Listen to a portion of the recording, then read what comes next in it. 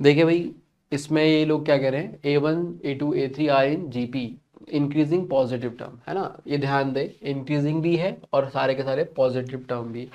तो जो common ratio आएगा, जाहिर सी बात है, वो इंक्रीजिंग है तो एक से बड़ा आपको लेना होगा और पॉजिटिव ही लेना होगा बेसिकली, है ना।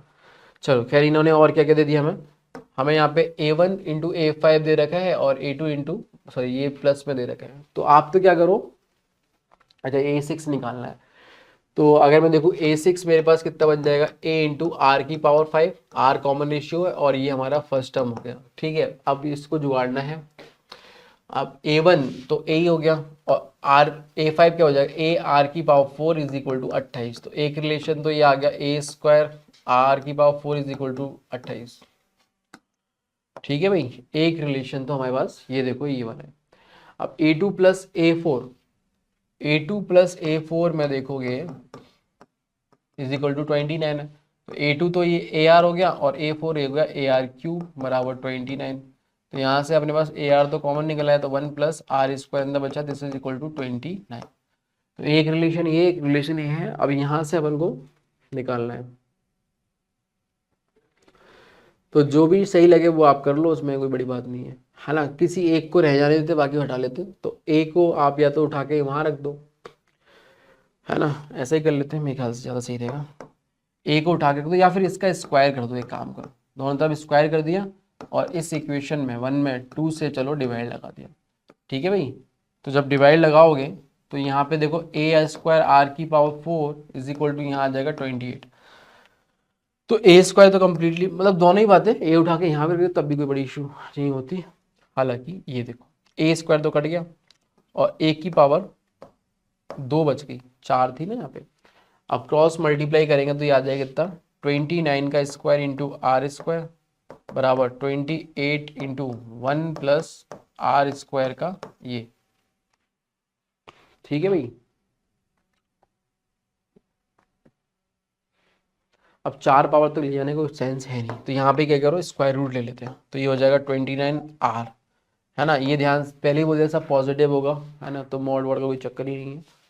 आर बोले ना, पॉजिटिव इंक्रीजिंग जीपी अगर है तो आर पॉजिटिव ही होगा, है ना। तो वैसे तो स्क्वायर रूट, हालांकि अपन ने स्क्वायरिंग करी है, ये गलत, मतलब अननेसेसरी होता है। आप यहाँ पे सिंपल ए को उठा के यहाँ रिप्लेस कर, ज़्यादा बेहतर रहता।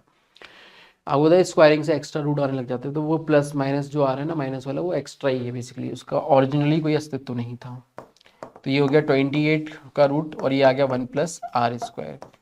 तो ये आर में बढ़ गई क्वाड्रेटिक, है ना।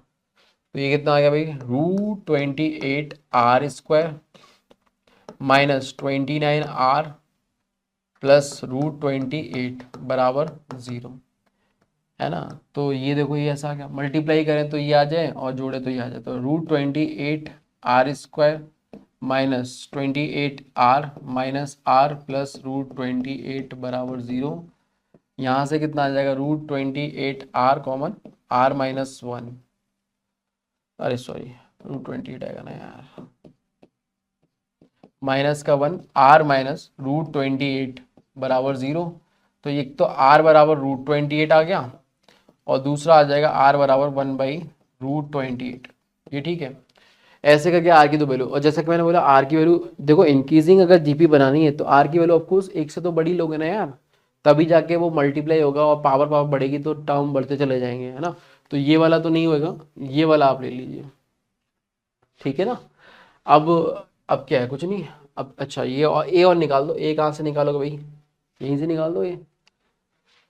तो देखो भाई ए कितना आ गया, ए स्क्वायर इंटू √28 की पावर 4, तो वो तो क्या हो गया, 28 का स्क्वायर हो गया और ये 28 है, तो बोलो ए कट गया, तो ए स्क्वायर बराबर कितना आ गया, 1/28। तो ए बराबर कितना आ जाएगा, 1/√28, मतलब प्लस का ही लेना है। अगेन बोला जैसा कि सारे के टर्म पॉजिटिव हैं जीपी के, तो ए भी पॉजिटिव ही था, तो प्लस वाला ठीक।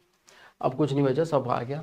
तो ये आ गया कितना, 1/√28 और ये देखो कितना आ गया, √28 एक अलग कर दिया और √28 की पावर 4 मतलब 28 का स्क्वायर। ये सब कट पिट जाएगा तो 28 का स्क्वायर अपना आंसर बन जाएगा। अब 28 का स्क्वायर देखो जो भी है वो आ जाएगा, 784 आ जाता है ना।